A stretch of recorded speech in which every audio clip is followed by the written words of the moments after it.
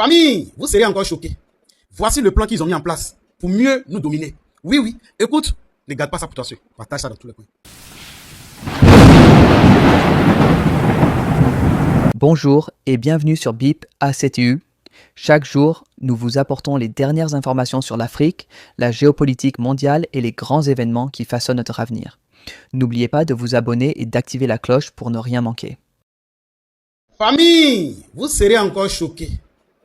Voici le plan qu'ils ont mis en place pour mieux nous dominer. Oui, oui, écoute, ne garde pas ça pour toi seul. Partage ça dans tous les coins. Afin que tout le monde puisse comprendre ce qui se passe exactement. Oui, oui. Non. Vous installeriez des dirigeants qui servent des intérêts étrangers, pas leur peuple. Trouvez les plus corrompus, les plus facilement manipulables, ceux qui désirent la richesse et le statut plus que le progrès. Offrez-leur le pouvoir en échange de leur loyauté. Si un leader émerge qui se soucie réellement de l'Afrique, débarrassez-vous de lui. Assassinez-les si nécessaire. Mais si c'est trop compliqué, déstabilisez simplement leur gouvernement et soutenez un coup d'État. S'ils parlent de nationaliser les ressources, faites-en un exemple. S'ils essaient d'unir l'Afrique, éliminez-les avant que l'idée ne se propage. Vous maintenez l'Afrique économiquement faible en vous assurant qu'elle ne s'industrialise jamais. Laissez-les exporter des matières premières, mais ne les laissez jamais les transformer eux-mêmes. Contrôlez les mines, les champs pétrolifères, les minéraux rares. Gardez-les à vendre à bas prix et à acheter cher. Si un pays essaie de se libérer et de construire ses propres industries, sabotez-le. Imposez des sanctions, déstabilisez sa monnaie. Financez l'opposition locale, faites s'effondrer son économie. Si cela ne fonctionne pas, orchestrez une guerre civile. Les gens ne peuvent pas construire quand ils sont trop occupés à essayer de survivre. Vous vous assureriez que leur système éducatif produit des travailleurs, pas des innovateurs. Enseignez-leur une histoire qui glorifie leurs oppresseurs. Faites-leur croire que leurs cultures sont primitives, que leurs ancêtres étaient des sauvages, que leur avenir dépend de l'approbation étrangère. Entraînez-les à mémoriser, pas à penser de manière critique. Gardez leurs meilleurs et plus brillants à la recherche d'opportunités à l'étranger. Faites-leur rêver de quitter l'Afrique plutôt que de la réparer. Offrez des bourses qui emmènent leurs esprits les plus brillants vers l'Occident et ne les encouragez jamais à revenir. Laissez le continent continuer à former des médecins et des ingénieurs seulement pour qu'ils aillent enrichir d'autres nations. Vous contrôleriez leurs récits. Possédez leurs médias, contrôlez leurs histoires, dictez leur image au monde. Faites-leur croire qu'ils sont corrompus, sans espoir, éternellement en crise. Inondez leurs écrans de pornographie de la pauvreté et de zones de guerre. Montrez-leur des publicités caritatives qui leur font croire qu'ils sont impuissants, sans l'aide étrangère. Minimisez leur réussite. Transformez leur victoire en incidents isolés. Si un pays africain développe une innovation révolutionnaire, attribuez le mérite à un investisseur étranger. Si un dirigeant africain met en œuvre une politique réussie, présentez-la comme une anomalie plutôt qu'une preuve de compétence. Vous vous assureriez qu'ils restent dépendants, les noyer dans la dette. Offrir des prêts avec des conditions impossibles. Les forcer à tout privatiser pour que des entreprises étrangères possèdent leur eau, leur électricité, leurs terres. Lorsqu'ils luttent, leur donner juste assez d'aide pour les maintenir en vie, mais jamais assez pour les rendre autonomes. Utiliser des œuvres de charité pour créer une culture de dépendance plutôt que de résilience. Les faire penser que l'intervention étrangère est nécessaire, qu'ils ne peuvent pas résoudre leurs propres problèmes, qu'ils ont toujours besoin d'aide de l'extérieur. Vous supprimeriez leurs forces militaires. Maintenir leurs armées faibles, leurs industries de défense inexistantes. Leur vendre des armes pour qu'ils se battent entre eux, mais ne jamais les laisser développer une technologie militaire de pointe. Si un pays essaie de construire un système de défense solide, l'accuser d'être une menace pour la stabilité. S'assurer qu'ils aient toujours besoin de casques bleus étrangers, de bases militaires étrangères, de conseillers étrangers contrôlant leur sécurité. Les garder vulnérables à l'invasion, aux coups d'État et à l'ingérence étrangère. La formule est simple. Diviser, corrompre, exploiter, désinformer, contrôler. Les maintenir en train de se battre entre eux. Les faire regarder à l'extérieur pour des solutions. Les garder pauvres, dépendants, en insécurité. S'assurer que chaque tentative de se libérer rencontre une résistance si forte que la génération suivante y réfléchisse à 2 fois avant d'essayer à nouveau. Ce n'est pas une théorie, c'est l'histoire. La vraie question n'est pas comment empêcher l'Afrique de devenir une superpuissance. c'est comment l'Afrique peut briser le cycle, malgré tous les efforts pour la maintenir à terre. Famille, je vous demande pardon. Protégeons nos 3 dirigeants de l'AES. Oui, c'est eux qui ont compris. C'est eux qui sont en train de nous aider. C'est eux qui ont compris l'Occident. Dans cette vidéo, tout est dedans. Je vous demande pardon. Protégeons nos dirigeants de l'AES.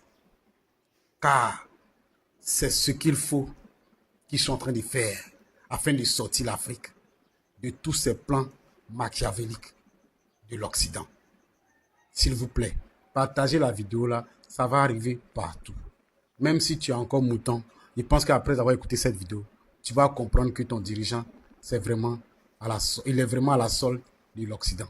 Oui, cette vidéo nous explique tout. Tout est dedans. Pourquoi tu souffres? Pourquoi ton pays ne se développe pas?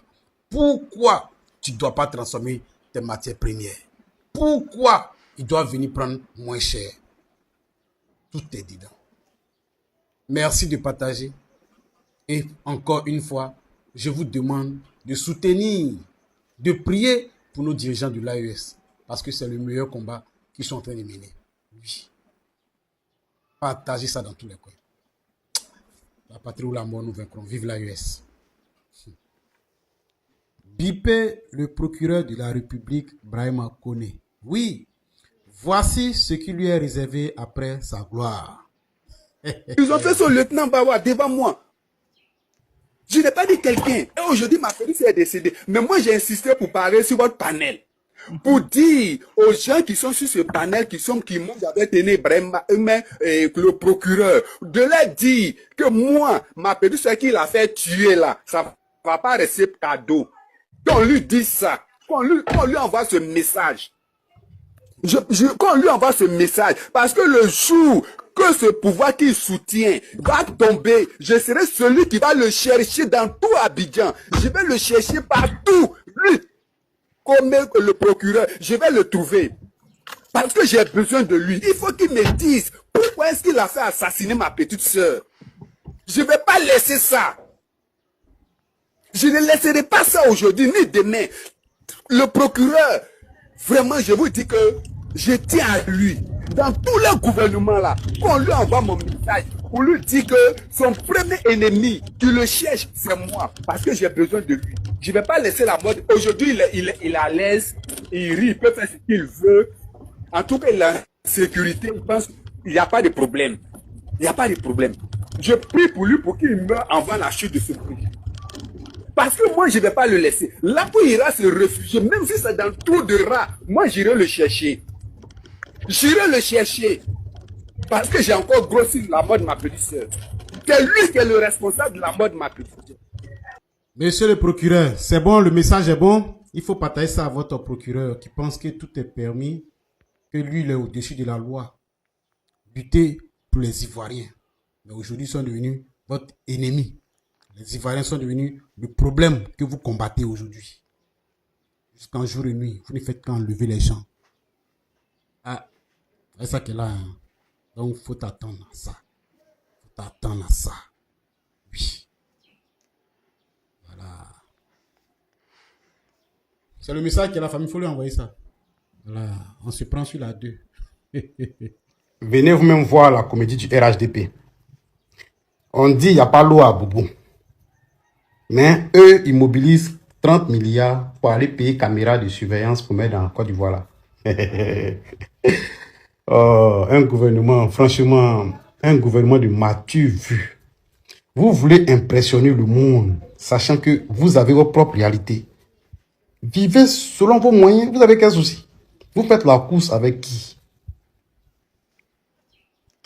Les gens que vous avez déguerpis là, ils sont toujours dans les écoles là. Ils sont en train de vendre de l'eau encore actuellement dans les écoles. C'est bientôt la rentrée scolaire.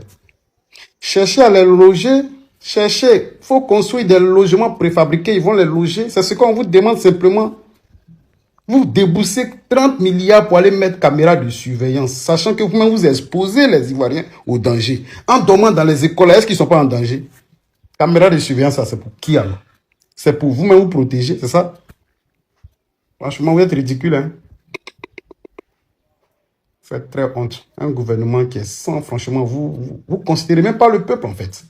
Je n'arrive pas à comprendre jusqu'à présent. Vous investissez dans des futurités, en fait. Vous voulez copier sur les grands pays. Ou même vous-même n'arrivez pas là, c'est là-bas où vous voulez mettre vos habits. Il y a quoi?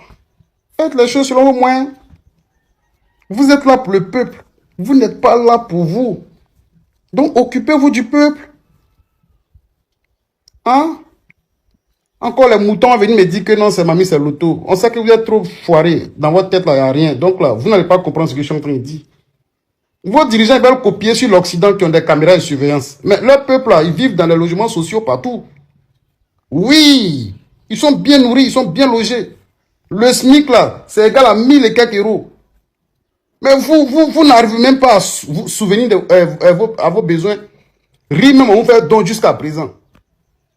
Et c'est les matures vues où vous voulez. Non, il y a caméra de surveillance, la Côte d'Ivoire, il y a ce caméra, il y a immeuble tout F, il y a pont. Mais la population vit où? C'est de ça qu'on vous parle ici.